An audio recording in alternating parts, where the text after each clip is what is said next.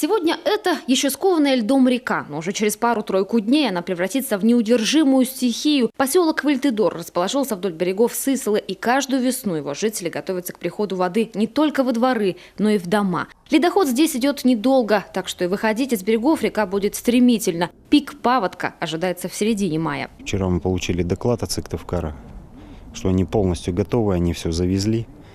До людей все довели, разъяснительную работу провели, памятки вручили.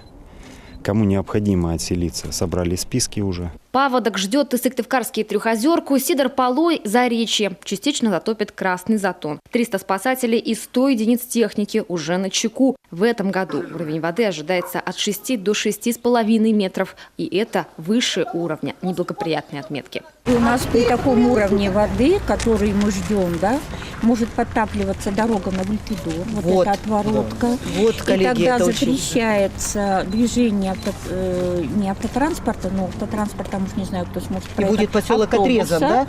Ну, в определенной степени. В определенной степени. То есть автобус будет останавливаться на повороте Вальтедор. Я помню, такие бывали годы, да. Это был такой год, честно говоря, вот ожидание, честно говоря, такое вот тревожное. Если у кого-то ситуация такая, что некому помочь, то мы, естественно, выйдем и поможем поднять на вот определенную высоту, бытовую технику, мебель, ковры. Я не знаю, что у людей, ну, в общем, максимально надо сберечь то, что есть. Самая большая и главная задача – проинформировать население. Этим в сельских пунктах занимаются старосты. Составляют списки жильцов тех домов, которые настигнет вода. Напоминают о правилах поведения при паводке.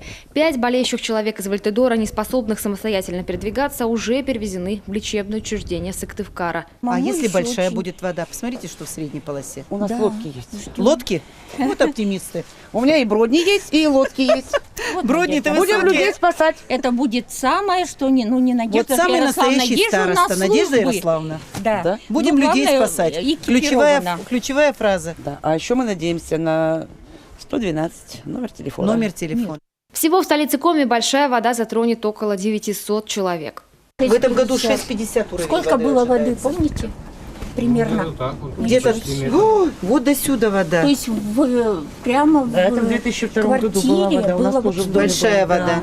Медикаменты, продукты питания, топливо, энергетические ресурсы. В Вальтедоре все необходимое уже есть. За 4 года полностью заменили опоры на мостках. Ходить по ним сегодня безопасно. Последние штрихи – настил дополнительных деревянных сколоченных дощечек. Помогают в этом ребята из молодой гвардии.